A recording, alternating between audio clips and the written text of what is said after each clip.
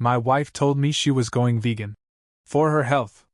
Suddenly she was always at the gym, always texting someone named Jay from yoga. One day she left her watch charging. I scrolled through her workout history. Only, she'd never left the house. Her heart rate spikes were all between 2 a.m. and 4 a.m. I waited until her birthday brunch with her friends.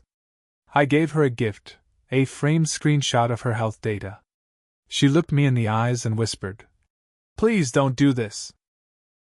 But it was already done. I'm writing this because I need to get it off my chest. It still doesn't feel real sometimes, even after everything that happened.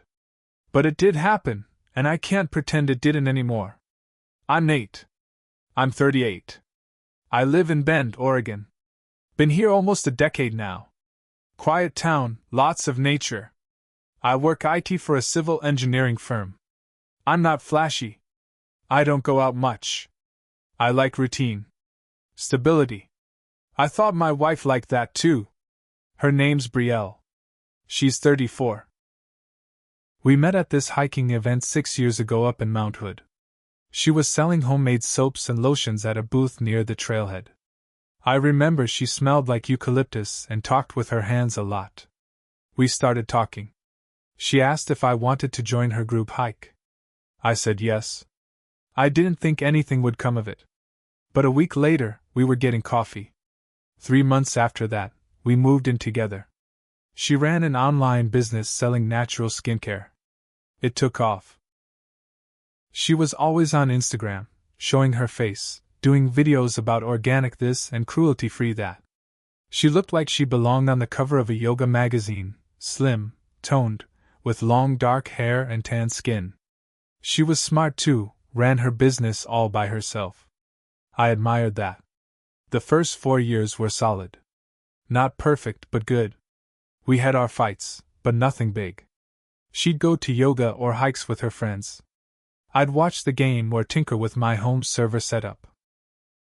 We had dinner together most nights. We traveled twice a year. Nothing fancy, but it was ours. But then something shifted last fall. It started when she said she wanted to go vegan for her health. She made it sound casual, like she was just trying something new. "I just feel sluggish," she said. "I want to clean out my system, you know? Reset a bit." I didn't question it. I told her I'd support her. I even cut back on meat at home. I didn't want her to feel like she was doing it alone. But it didn't stop with food. Soon she was at the gym every day.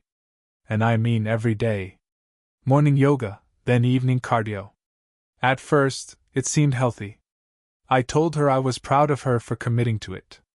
But then she started disappearing at weird times.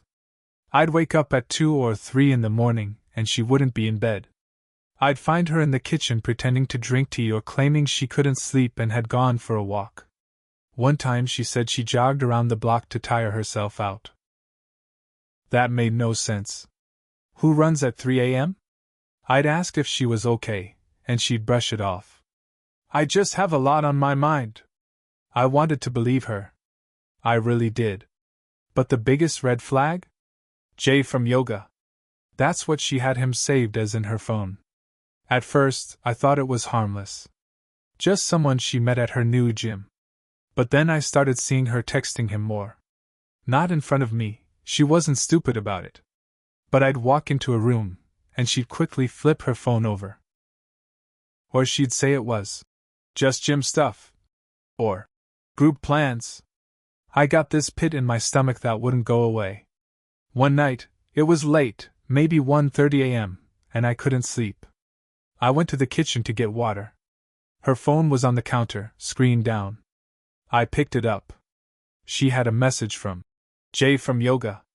It was just one line. 2:15 again? She deleted it before I could read more. But I saw enough. That night I didn't sleep. I just lay there staring at the ceiling, trying to figure out what to do. Then came her mistake. She left her Apple Watch on the charger in the bathroom the next morning. She always wore it. Always. But that day, she forgot. I don't know what came over me. I'm not the type to snoop. But something told me to check it. I opened her health app. Her workout history popped up.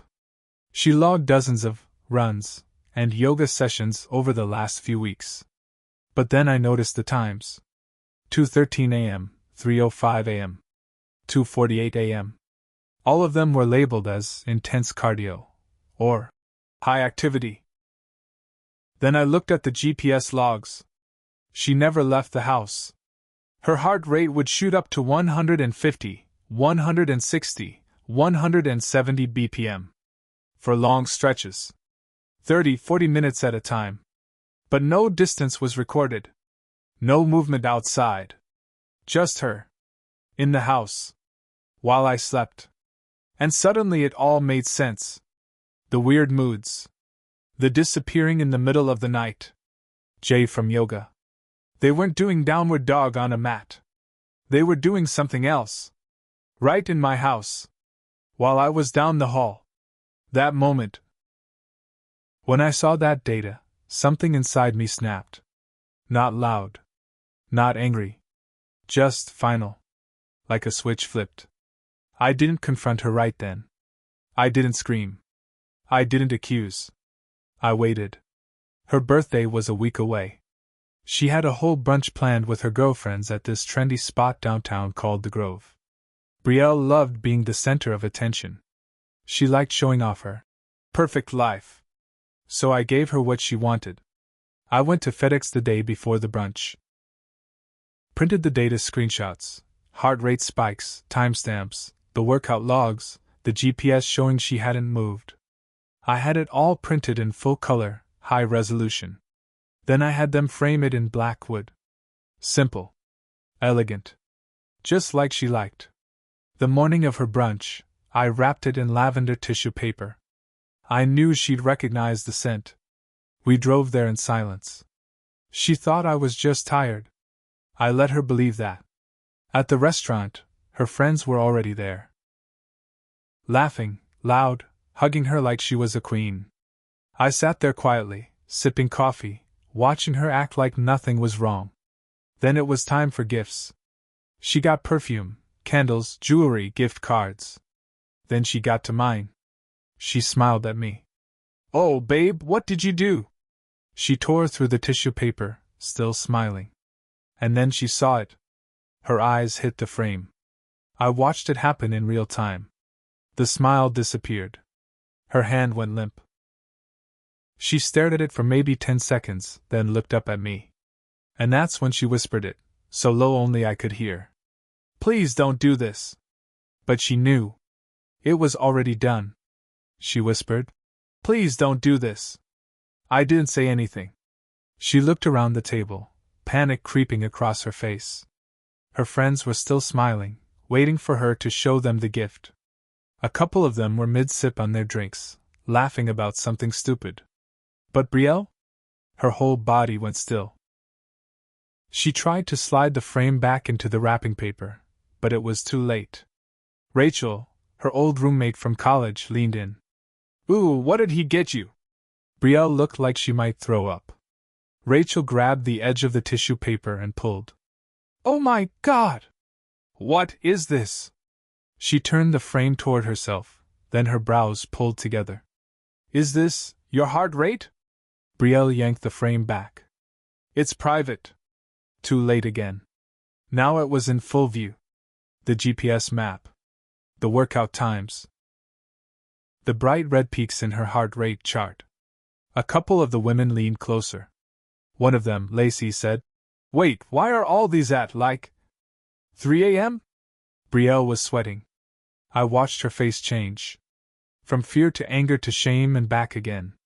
One of her friends, the one she always said was nosy, Amanda, looked me straight in the eye. "Nate, what is this?" So I said it. Calm. Cold. "It's Brielle's Apple Watch data. She said she was working out every night. Said she was going for runs. But the GPS says she never left the house." They all went quiet. I let the silence stretch. Heart rate spikes between 2 and 4 in the morning. I added, I'm a heavy sleeper, I guess. You could hear the fork hit someone's plate. I saw the moment it clicked for them. Rachel gasped and said, "Oh my God," before covering her mouth. Brielle stood up, her chair screeching back. Her face was red now. But not the kind of red from embarrassment. This was rage. She leaned close to me. Her voice was low and sharp. "You had no right." I looked up at her. "No, you had no right." She stared at me like she was deciding whether to scream or cry or run. She did none of those. She turned, stormed out of the restaurant, heels clacking across the floor, pushing the door open so hard the glass shook. Nobody followed her. Her friends sat there, stunned. I sat back, finished my coffee. Then I stood up, placed my half of the bill on the table, and left. I didn't go home. I went to a friend's place. I needed air, space, anything but that house. When I finally went back the next evening, she was gone. Half her clothes gone. Her studio setup gone. The drawer where she kept her extra skincare products? Empty. But on the counter was her wedding ring. And a note.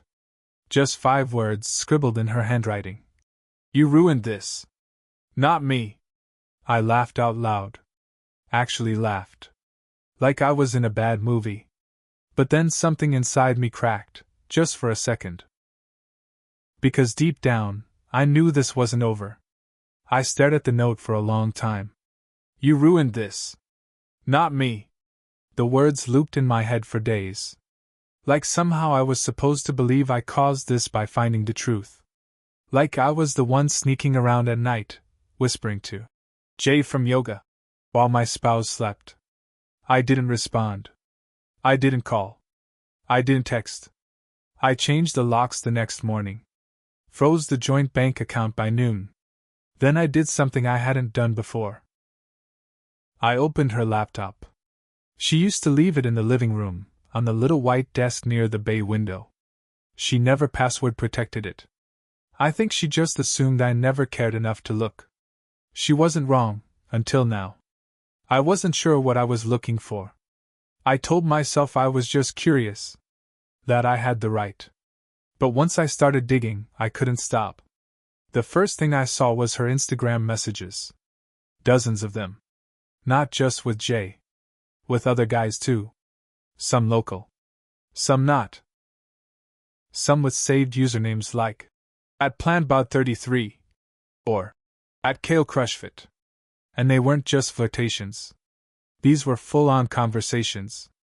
Arranging meetups. Complaining about me. Saying things like, "He doesn't even notice when I'm gone." And, "I've never felt this alive." Then I found the Dropbox folder. Titled, "Studio Shots." Except they weren't product photos. They were pictures of her. And Jay. In my house. On our bed. She'd set up a tripod. Probably used the same lighting setup she used for her skincare videos. I could see everything.